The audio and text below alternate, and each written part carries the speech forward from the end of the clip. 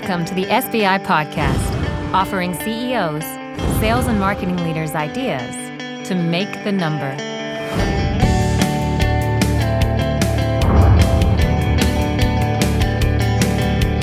Welcome SBI listeners, readers, and viewers. My name is Greg Alexander, and I'm the CEO of SBI, a management consulting firm specializing in sales and marketing dedicated to helping you make your number. This is the weekly SBI podcast, and its purpose is simple, and that is to help you make your number by getting your peers to share with you how they make theirs. Today's guest is Kermit Randa, and he is the CEO of People Admin. People Admin is a software company that helps higher ed, K-12, and government agencies streamline the hiring process, manage position descriptions, employee performance, and most importantly, develop a defensible audit trail for talent management decisions. Kermit, welcome to the show. Thanks, Greg. Happy to do it. That's a great description of our company, and what we get to do is help pick the best educators in the world that makes a difference for decades and generations to come. It's really fulfilling work. Great. All right, today's show is about connecting strategy and execution. This is why we have a CEO on the show today. And as always, we're going to use SBI's revenue growth methodology to guide our conversation, specifically pages 217 to 224. If you want to follow along at home, get a copy at salesbenchmarkindex.com/2016-report. Okay, Kermit, I'd like to begin our interview with a discussion on cascading strategy from your CEO chair to the front line. So my first question is, can you describe this concept of the hierarchy of objectives? Yeah, I sure can, and I just want to give a shout-out to the work that you all have done. Reading that less than 10% of companies have aligned business strategies is pretty scary stuff. I don't know that we've got it all right, but we're trying to do some good work, and I'd love to share with you how we think about that hierarchy. Our first step is always to put it in the context of our core values. As you know, software companies are people companies. We don't have factories or make widgets. We have to rely on people, smart, passionate employees. And so we need to get the values right. The next step, we really train our sights on our customers' customers. You know, what do our customers need to better serve their customers? We validate their needs by extensive outreach. Just in the last year, we've talked to about 2,000 customers, about 1,000 of them through survey form and about 1,000 in different venues, and we are always looking for feedback. All that feedback helps us take our strategy, and then we set a guiding principle or overall theme for the year. We set our strategic priorities and defining objectives. Along with that, we set up very key tactical outcomes. And these, as I mentioned, get very tactical in the form of metrics right down to the individual contributor. And then we support all that with a corporate game plan and a disciplined communication cadence for the entire team. Fantastic. Great description. I particularly love the focus on your customers' customers, and that shows how you guys are focused on making your customers successful. Okay. You just mentioned how you take it all the way down to individual contributors, which is a good lead into my second question, which is how do you take executive level KPIs, or what you refer to as tactical metrics, and make them relevant to all employees? It's difficult and it takes a lot of work, but we're very proud of what we've been able to accomplish. Is we have a process to ensure that the main goals of the company are cascaded down so that each individual can see how their work ties back to the company's goals. You know, different types of people that we have, from baby boomers to Gen Xers to millennials, it's really critical that people see what they do and how it fits into the overall pie. So our executive level metrics come down to the director level and so on. Everybody's got about 5 to 7 goals each quarter in our strategic priorities, and the desired outcomes determine our MBOs, our goals. So we have an MBO program that really makes it so that everybody can share in our success and as we move forward on those key objectives. Okay. So a question on that one. So I was going to ask you about tying compensation to the accomplishment of these KPIs. You just mentioned that you do that via MBOs, but you suggested that, I think I heard you correctly, but correct me if I'm wrong, that you tie them to the outcomes, not necessarily the activities. Is that true? Yeah, definitely. We don't have, everybody's got there's a bonus plan that takes us down to the individual performance. That's about half of it, and the other half is based on company performance. So what we do is we take the success of the MBOs and projects. It's not enough to do a project, Greg. It's enough to know that the project was successful. And when we tie those two together, that really gives people lift and helps them understand how they're aligned to the success of the company. Yep. So everything's got a date. You've heard of SMART goals. We are all about that. So it's not just about a project. It's how it fits into the overall scheme, and then tactically what it's going to produce. Okay, very good. And you mentioned 5 to 7 goals. How do you choose them? Well, they go back to our company priorities, and we go back to those what's important to our customers. We think about the 5 to 7 things that are going to roll the company forward and move the needle with our customers. They all have very tactical backgrounds. If you think about it, and I'll go off for just a second here, we break our strategies down into pillars of strategic priorities. So for us, it's about making it easy to work with, becoming experts in our field because we are a specialty software company, and being engaged with our customers. Everything will flip right back to one of those 3 priorities. Okay, very good. That was helpful. All right, very helpful. We're going to take a quick break. When we come back, Kermit and I are going to dive deeper into the issue of connecting strategy and execution. So come back after the break.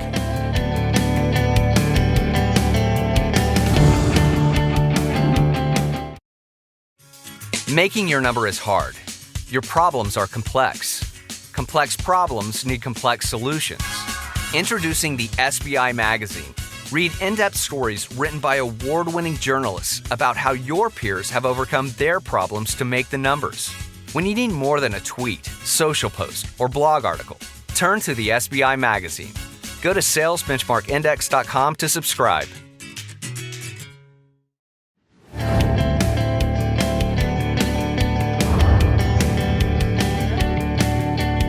Welcome back. My name is Greg Alexander, and I am the CEO of SBI. My guest today is Kermit Randa, who is the CEO of People Admin.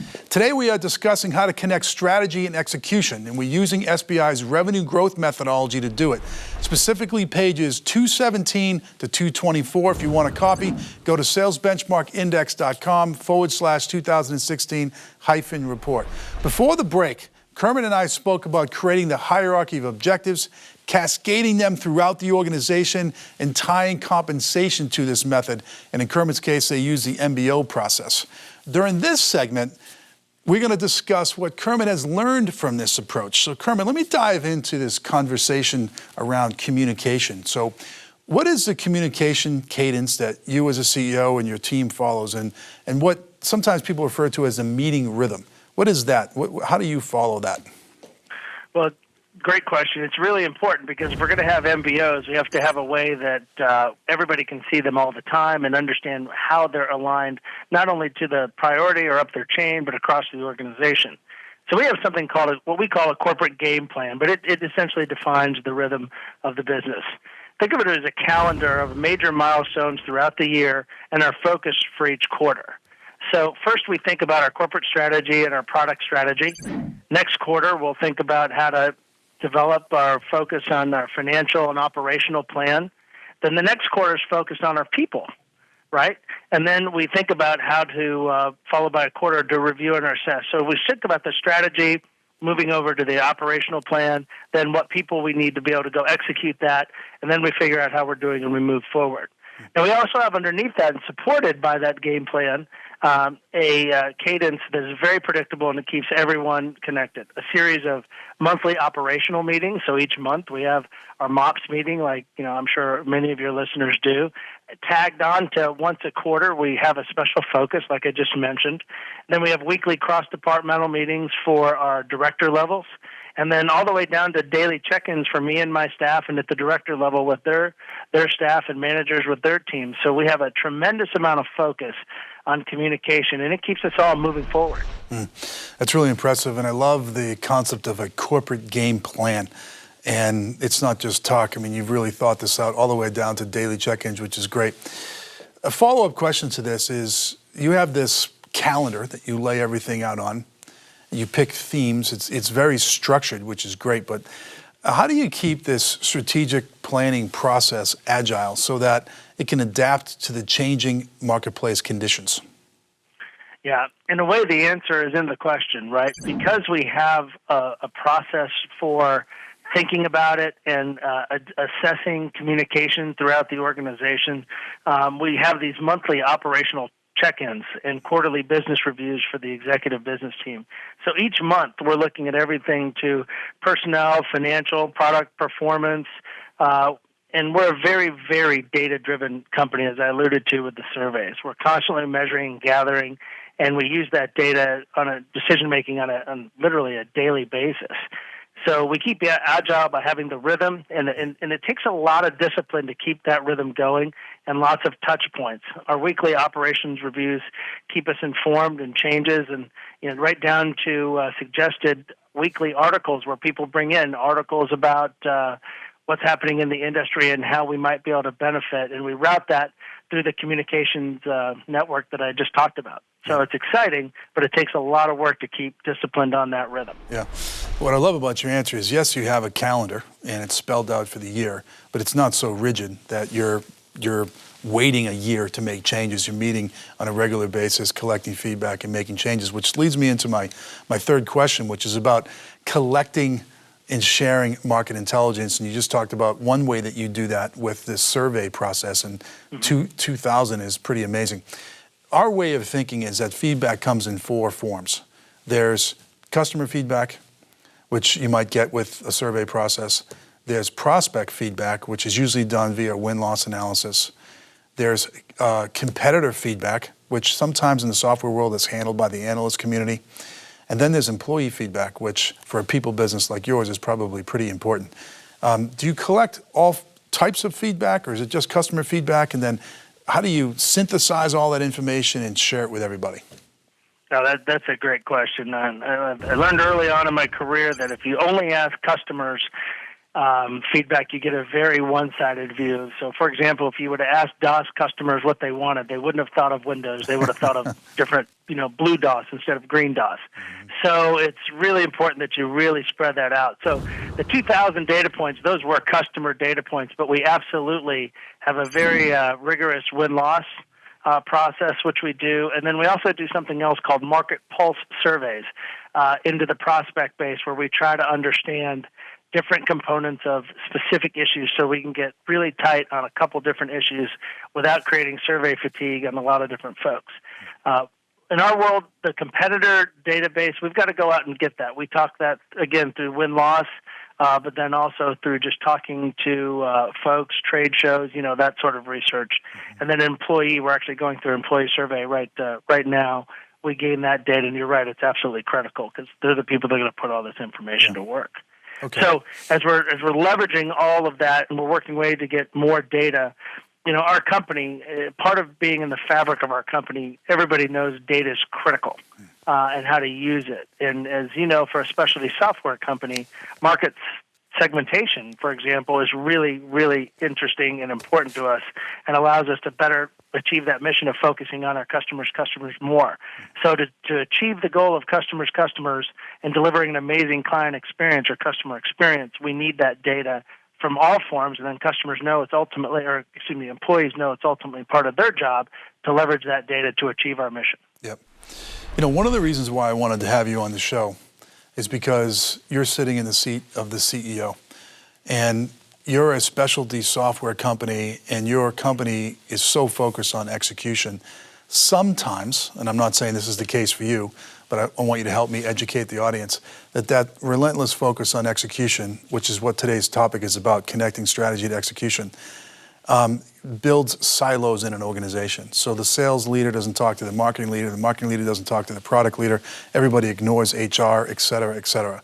So we heard a little bit earlier today when I asked you the meeting rhythm question about how you break down silos, but let's dive in a little bit deeper. So how do you make sure your functional leaders are not operating in silos and they remain in alignment? And that absolutely can happen. And I'm not going to say we haven't seen some of that in the past, but I think we've got a really good handle as we set the company values and the culture on ensuring that everybody knows we're rethinking possibilities, calling out stupid, making things happen, and customer and team over self. When we drive these values, it gets pretty hard to realize that one department can do it all by themselves. Mm-hmm. So through the process of the game plan and our MBOs and the meeting cadence we have, they're all key, but really the communication is the key. Our managers and leaders are talking daily about issues.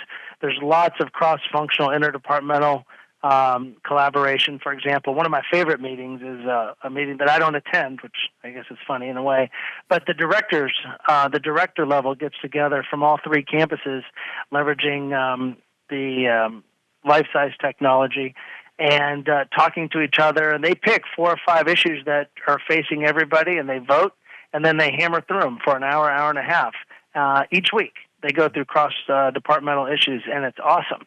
The second way we really support it and put some teeth in it, I mentioned the MBO program earlier. About half of everybody's MBOs are cross-functional, meaning that I can't get home unless my partner in sales or my partner in HR, or if I'm going to do a comp plan, the sales guy and the HR guy have to be tied in together, and they don't get to their individual MBO unless it's met from a cross-functional outcome. Mm-hmm. So we put teeth in it to ensure people are talking. Yeah. And it works. Yeah, I love your answer. I especially love how value-driven or values-driven your company is. You mentioned calling out stupid. Is that actually a value?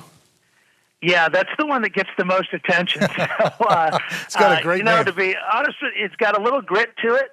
And, of course, we're never calling anyone stupid, of course. But there are things sometimes that just don't make sense. And we want people to be okay putting up their hand and say, I don't get it. Yeah. And sometimes things are not, an opportunity for constructive conflict. Sometimes things are just dumb. And it's okay to say it as long as you follow up with that third value of make it happen. Yeah. Right? It's not enough to just say something's wrong. You got to get into the mix after you've declared. Yeah, fantastic. Okay, one more question in this segment, and then we'll take a quick break and go to segment 3 and bring it home. So how do you reallocate resources, and particularly the 3 resources a CEO cares about, which are people, money, and time, away from failing initiatives as the year unfolds towards successful initiatives?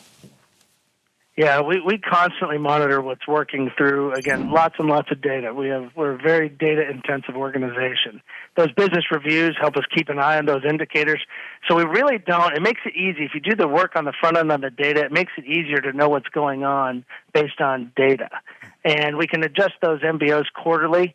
We made mistakes early on where we set them MBOs out too far. Well, now we set them up for the first half and the second half, kind of in pencil for the second part of the half, really tight for the first quarter, and then it gives us room to adjust. And a great example of this is just happened. We've purchased 2 other companies in the last 10 months, and as we work through, we've got a lot of the big rocks together and a lot of the big parts of the organization, but there's one part of one business that we really didn't understand. And so we said, let's put some people on this. And it turns out we can by making some nominal changes to the organization and nominal investment and just get people a little more focused, that we think we can increase the revenue off of that by 5 times. And, it's the adjusting of priorities that helps us do that. And people are excited about it, right? So it's not so much change that it's unabsorbable, but it's enough to keep people focused on what's the right thing, again, for our customer's customer. Yeah, just fantastic. And again, today's topic is about connecting strategy to execution. The speed upon which you do it and the aggressiveness upon which you do it is really, really inspiring. All right, listen up, fellow CEOs. If you don't know the answers to the questions that I just asked Kermit, you have a strategy and no way to execute it. That's a problem that you need to fix. So pay attention to those questions and work with your team to try to come up with the answers and maybe establish some type of execution cadence that we learned from Kermit today. All right, we're going to take a quick break. When we come back, Kermit and I are going to summarize this into an action plan that you can implement immediately. So come back after the break.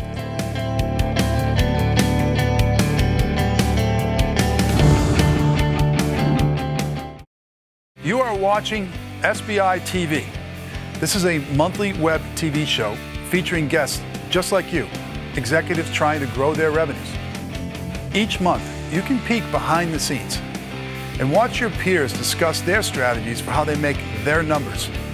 You are not going to want to miss this.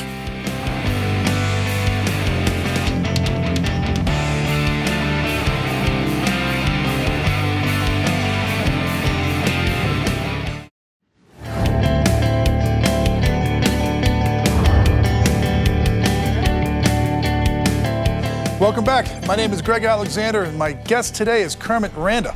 And today we are discussing how to connect strategy and execution.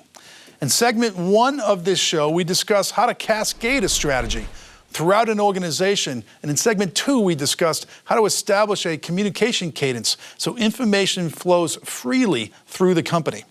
This is our last segment of the show, so let's offer the audience some advice on how to use what they learned today. So Kermit, I'm going to put you on a spot here, a little unfairly, but do me a favor and try to summarize what we discussed today into 3 actions an audience member can take immediately to connect strategy and execution. All right, that's a tough one. There's a lot of good ideas, but as I think about it, it comes down to 3 actions.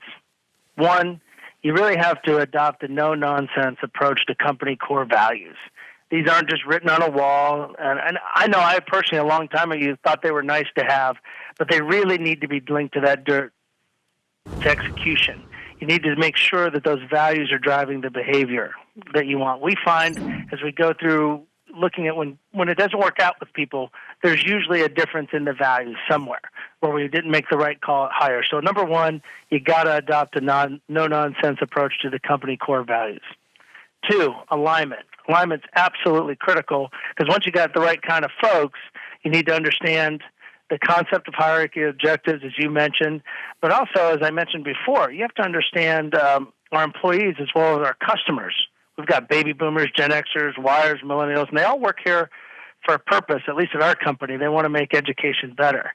Each employee needs to understand clearly what they're doing and how it aligns with the company goals and to our customer success. And when you do that, the great work is the work becomes very fulfilling.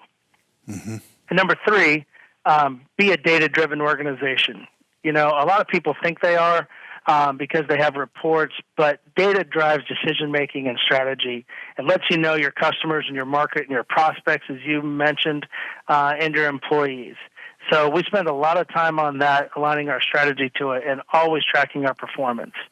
So you can really tell if a company is data-driven when members of the executive team and director teams start challenging each other's strategies and decisions based on the latest data. So in summary, spend a lot of time focusing on a no-nonsense approach to core values, ensure alignment between individual employees, the company, and the customer's needs, and make sure you're using data in new and creative ways to drive decisions and ultimately healthy conflict among your executive team. Yeah. Excellent takeaway value. Let me offer the audience my 2 cents. My guess is you, our audience, have a strategy in place. But if the execution piece gets botched, you're going to miss your number. In order to hit your revenue goal, you have to make sure you are connecting your strategy with execution. This is why you care about what we talked about today. So sit down, review your strategy, and determine your plan, step by step, to make sure that it's communicated properly through the entire company, not just the executive leadership team. It's that critical to making your number. If you want to make sure you get this right, consider having one of our experts help you, for it's not as easy as you might think, especially if you haven't done it before. Go to salesbenchmarkindex.com/2016-workshop, fill out the form, and we'll send somebody to see you. Kermit, thanks for letting me interview you today. You did a great job. Absolutely. Thank you. I also want to thank you, our audience, for tuning in again. Producing this show is not easy, but it's really enjoyable because you are responding so well to it. Thank you for the killer download numbers and all the positive comments you send me via email. Keep them coming. Until next time, I wish you good luck as you try to make your number. This has been the SBI Podcast. For more information on SBI services, case studies, the SBI team and how we work, or to subscribe to our other offerings, please visit us at salesbenchmarkindex.com.